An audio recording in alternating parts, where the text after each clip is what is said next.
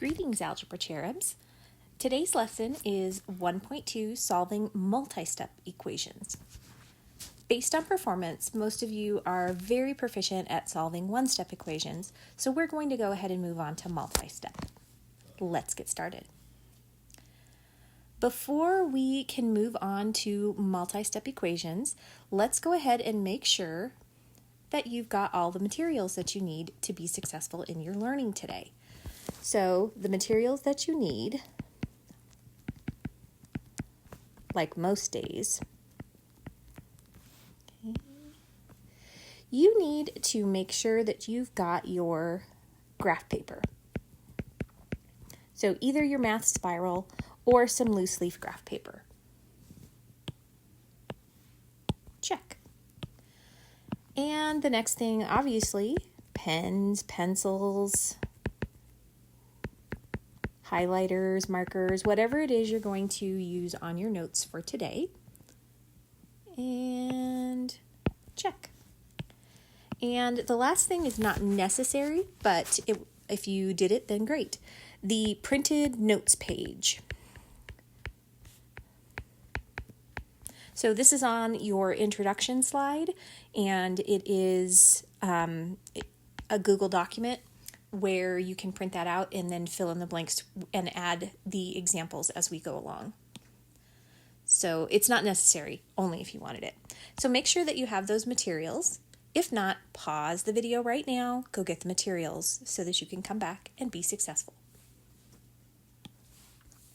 Oops, that went fast. Fun. There we go. Lesson objective. Let's start at the beginning, shall we? Today, I will solve multi-step equations.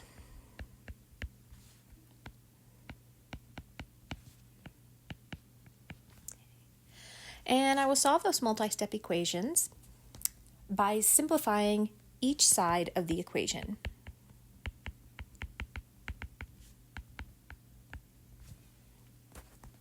I will use inverse operations.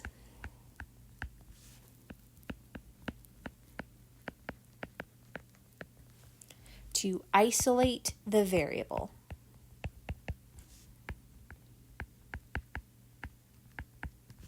Okay. And the big piece is down here. I will write equations that model situations. This is where we get our application piece in. And believe me, once you learn how to write equations that model situations, that's going to be so helpful for you in your math classes, science classes, and actually out in the real world. So example 1, we'll go ahead and start a little bit easy, solving a two-step equation. So not a one-step, a two-step. I'm not quite sure how you do it, but this is how I work on solving my equations. I do a line through the equal sign. Because remember, an equation means that it's balanced on both sides of the equal signs. So we need to make sure that we're keeping it balanced. And this helps me keep things balanced. When I'm looking at an equation, I want to pick a side for my variable and a side for everything else. Well, on this side right here, this is the only side that has a variable, so obviously I'm going to keep it there because why would I do more work? It's not necessary. Everything that doesn't have a variable is going to go to the right side. So, on the left side, what needs to move? Exactly. The 13 needs to move. Now, right now, the 13 is being subtracted. Remember, we use inverse operations. What's the inverse of minus 13? It's plus 13. So I'm going to add 13 to both sides.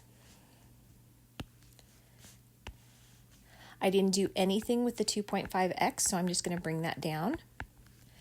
And negative 13 and positive 13 gives me a 0, so that's what I wanted. And then 2 plus 13 is 15.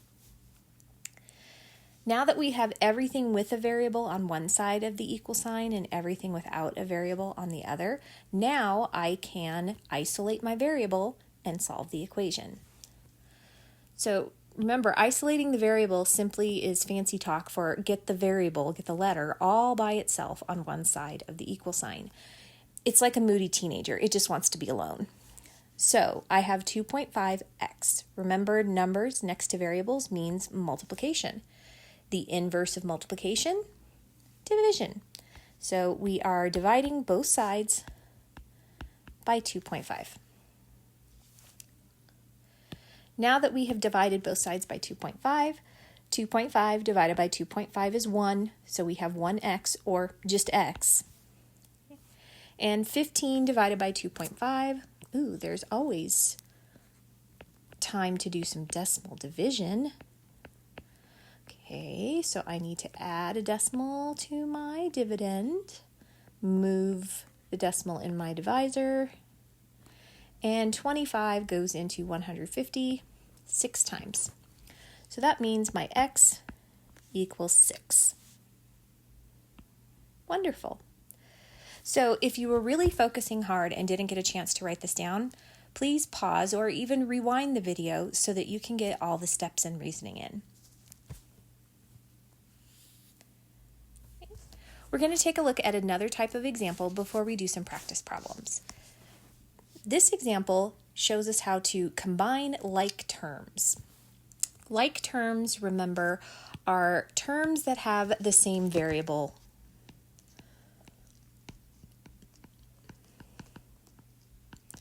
And when we get into variables with exponents, they would also have the same exponent. But for now, we're just looking for the same variable. So if I look at the sides of my equal sign, I have this here, nothing to combine it with because there's only a single term. And on the right side, I have several terms. Are any of them the same? Why, yes, they are. 9x and negative 6x. Excuse me. So when I do that, I've done nothing with the negative 12, so it'll stay. 9x minus 6x is 3x, and then the plus 15 stays as well. Now that I have combined like terms, now I can go about solving my equation. Again, the only variable is located on the right side, so that's where I'm going to keep my variable on the right side and move everything else to the left side. So on the right side, what needs to move? Right, the 15. Right now, it's a positive 15. How do I move it? What's the inverse of positive 15? Negative 15. So I'm going to subtract 15 on both sides. Okay, just a friendly reminder for subtracting when you've got both positives and negatives. This is like saying keep, change, so keep the negative 12, change the minus sign to a plus sign, and then change the sign on the second number. So this is like saying negative 12 plus negative 15, which gives us negative 27. I didn't do anything with the 3x, so that just gets brought down. And positive 15 and negative 15 cancel each other out. Gives us 0. How do I get the variable all by itself? How do I isolate that variable? I divide on both sides. A reminder that a negative divided by a positive is a negative. So my answer, x equals negative 9. All right. For the practice problems, if you did not print out the notes page, then please pause the video right now and write down the practice problems. If you want, you can go ahead and solve and then press play so that you can check your answers. Otherwise, if you would like some more guidance, you can copy down the practice problems and then watch the video as we go. Great. All right. So, on practice problem number 1, there are no like terms to combine on either side, so we're just going to go ahead and get started. There's only a variable here on the left side, so that's where I'll keep it. So everything with an n on the left, everything without on the right. What doesn't belong on this left side is the positive 3. The inverse of positive 3 is negative 3. So I am left with negative 2n on the left side. 9 minus 3 is 6. The inverse of multiplication is division. So I'm going to divide both sides by -2. And I am left with just the variable, and a positive divided by a negative is a negative. Ooh, this one has a fraction in it. Yes. Again, no like terms to combine on either side. The right side is the only side that's got a variable, so that's where the variable is going to stay. And my variable is c. Everything else will move. On this side, what doesn't have a c? The -11. The opposite of -11 is +11.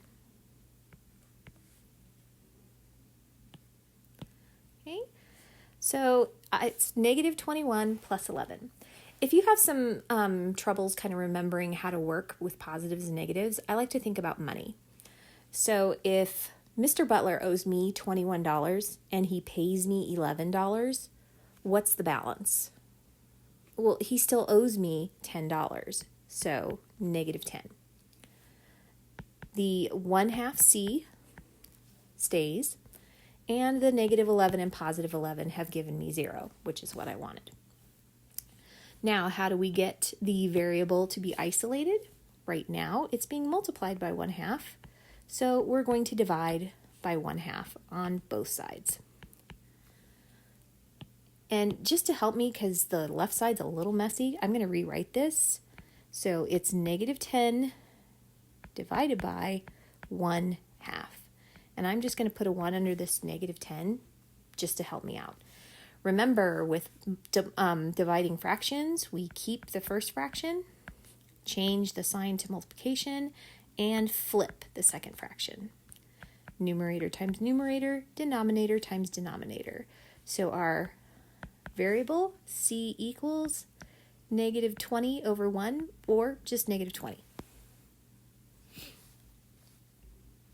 All right. On number 3, if we look, we've got some like terms that need combined. So, in case you're wondering, yes, I put hearts around the like terms because they like each other. Hello. So now I have -2x and -10x, which gives me -12x. The +12 stays, and the 18 stays.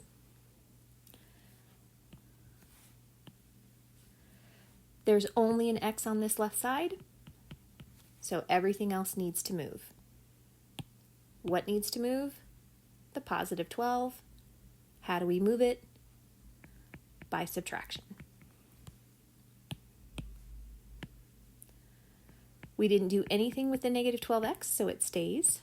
+12 and -12 gives me 0, and 18 minus 12 is 6. To isolate our variable, right now it's being multiplied, so we divide. Now we've got the variable isolated, and 6 divided by -12, we can just look at this like a fraction, and we've got 1 over -2, or -1/2. Ew. Okay, moving on to example 3. So if we get a problem that looks like this, an equation to solve, there are a couple ways that you can solve it. So this is called using structure, and you can do whichever one makes sense to you. So method 1 is the distributive property.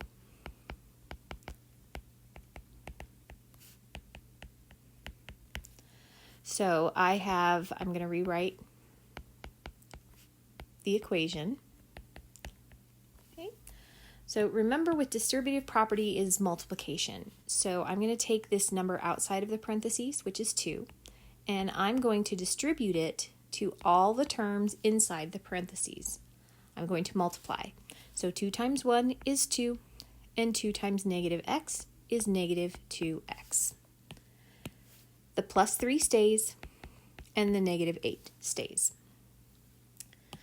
As I look after I've distributed, I'm looking at the left side and I notice that I have some like terms. The positive 2 and the positive 3 are like terms. So I'll go ahead and combine those. 2 plus 3 is 5, and then minus 2x equals negative 8. Now I can go ahead and solve. And the x is only on this left side, so everything else needs to move. Well, on the right side, left side, what needs to move? The positive 5. So I'm going to subtract 5 from both sides. This gives me 0. I bring down the negative 2x. Negative 8 minus 5 is like saying negative 8 plus negative 5, which is negative 13. And I'm going to move up here to finish it. So I've got negative 2x equals negative 13. In order to get the variable by itself, I will divide by negative 2 on both sides. So now I have x, and negative 13 over negative 2, you can write this a couple of different ways. You can say 13 over 2, or 6 1/2, or, if you're a decimals kind of person, 6.5. But remember, a negative over a negative is a positive. So any of these answers would be correct. Okay, for our second method is to isolate the parentheses. Okay, so again, I'm going to rewrite the problem. 2 parentheses 1 minus x, close parentheses, plus 3 equals negative 8. And in order to isolate the parentheses, I need to move things around first. The first thing I need to do is to move the positive 3. And I do that by subtracting 3 on both sides. So now I have 2 times 1 minus x equals, and this is like saying negative 8 plus negative 3, negative 11. Now I've got to divide by 2 on both sides.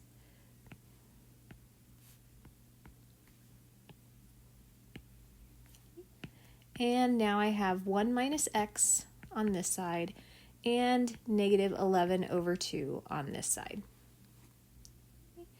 In order to get the x all by itself, I need to subtract 1 from both sides. Okay. And now I have negative x on this side.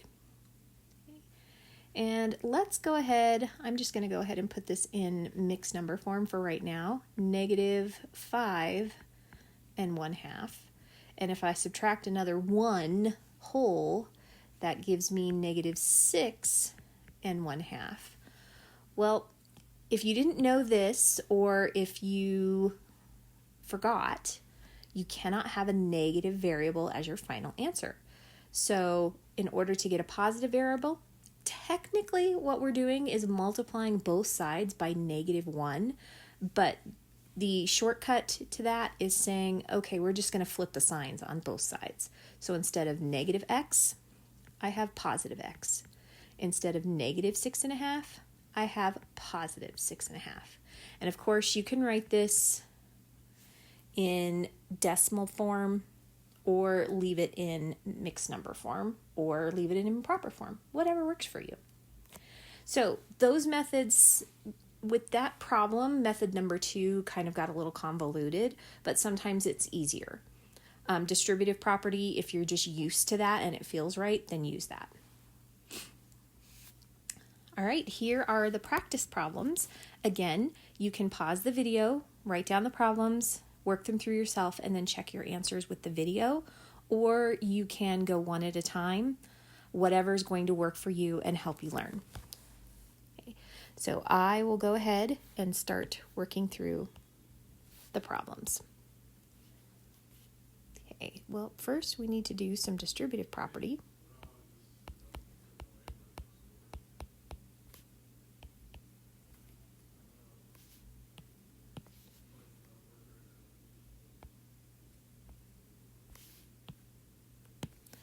And I've got 3x plus 9, and it equals -9. I'm going to subtract 9 from both sides to get that variable piece by itself. So I'm left with 3x on this side and -18 on this side. To isolate my variable, I need to divide by 3 on both sides, leaving me with x equaling -6.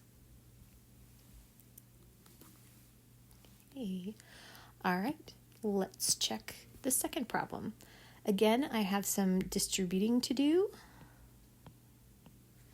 So the 15 stays, the 5 stays, 4 times 2d is 8d, and 4 times -3 is -12.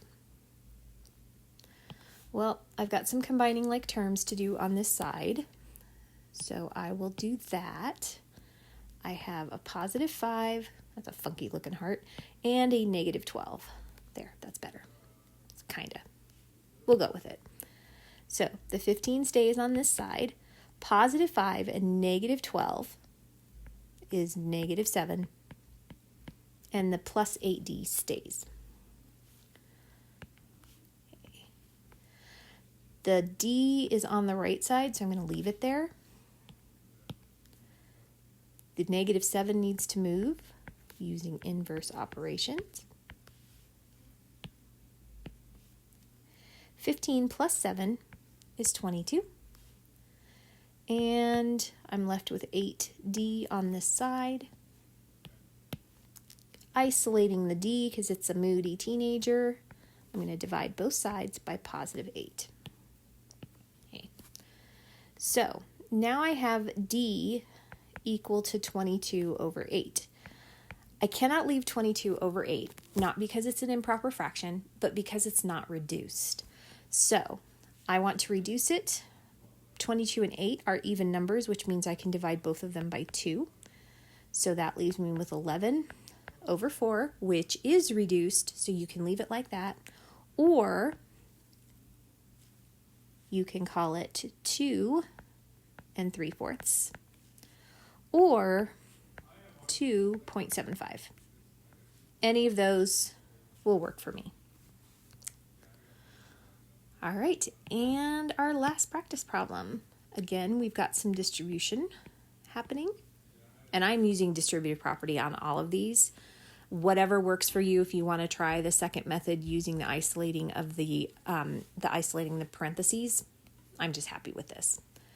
So I've got 13. -2 times y is -2y. -2 times -4 is +8, and then the 3y. I have some like terms to combine. -2y and +3y. And when I combine those, it leaves me with +1y, or just y, and then +8. To get the variable by itself, I need to subtract 8 from both sides. And 13 minus 8 is 5. And look at that. I love when that happens. Boom. Y equals 5. Awesome. So, as you work through these, if you have any questions, please make sure you write those down so that you could ask in class when you're in class tomorrow. Look forward to seeing you.